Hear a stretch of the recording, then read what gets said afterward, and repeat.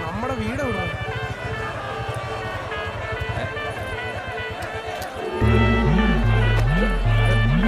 भैया क्या